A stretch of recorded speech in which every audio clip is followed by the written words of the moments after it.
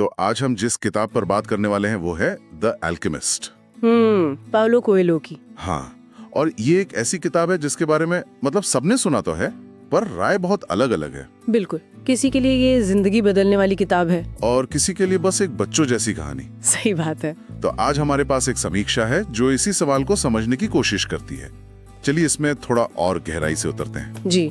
तो कहानी शुरू होती है एक चरवाहे से। सैंटियागो स्पेन का है। हाँ, और उसे एक सपना आता है बार बार कि मिस्र के पिरामिडों के पास कोई खजाना है, और वो इसे एक इशारा मान लेता है। बिल्कुल, और अपना सब कुछ, अपनी भेड़ें सब छोड़कर उस खजाने की तलाश में निकल पड़ता है। और यहीं से मतलब कहानी का असली सफर शुरू होता है। ये बाहरी खोज से ज्यादा एक अंदर की यात्रा बन जाती है। अच्छा। हाँ, उसे रास्ते में कई तरह के लोग मिलते हैं, एक राजा, फिर एक क्रिस्टल का व्यापारी, एक अंग्रेज भी तो होता है। हाँ, एक अंग्रेज, और आखिर में वो अल्केमिस्ट।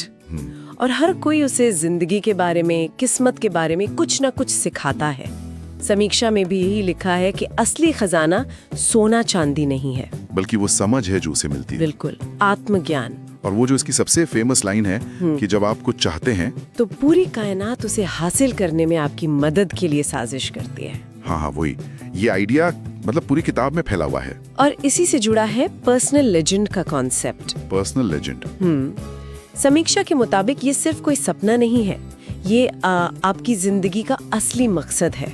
वो काम जिसके लिए आप बने हैं, वो आवाज जिसे हम अक्सर अनसुना कर देते हैं। जी, किताब उसी आवाज को सुनने की हिम्मत देने के बारे में है। लेकिन समीक्षा में इसकी कुछ कमजोरियों का भी जिक्र है ना? हाँ, बिल्कुल है, और ये जरूरी भी है।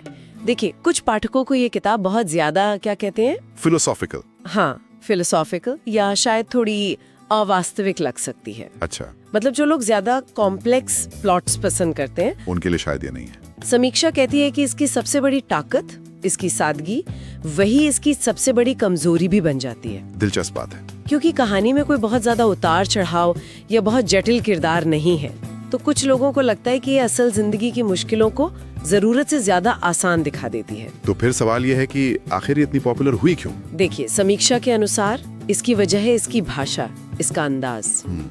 ये एक कहानी की तरह भी पढ़ी जा सकती है और एक मोटिवेशनल गाइड की तरह भी। एक तरह से दोनों है। हाँ, इसकी जो सरल भाषा है और इसका जो पॉजिटिव मैसेज है, वो उन लोगों को बहुत हिम्मत देता है जो अपनी जिंदगी में मतलब किसी दोराहे पे खड़े हैं, खासकर युवाओं को। तो कुल मिलाकर समीक्षा का नजरिया काफी बैलेंस लगता है। एकदम, वो ये मानती है कि ये किताब हर किसी के लिए नहीं है, लेकिन जिसके लिए है उसके लिए बहुत खास है। बिल्कुल। इसीलिए समीक्षा इसे 5 में से 4.5 की रेटिंग देती है, जो काफी अच्छी रेटिंग है। हाँ, बहुत अच्छी है।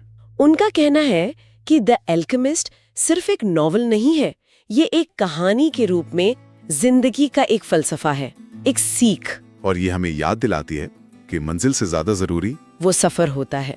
हाँ, और शायद यही इस किताब की असली कीमियागिरी है। इस पूरी चर्चा से एक बहुत ही दिलचस्प सवाल मेरे मन में आ रहा है। क्या?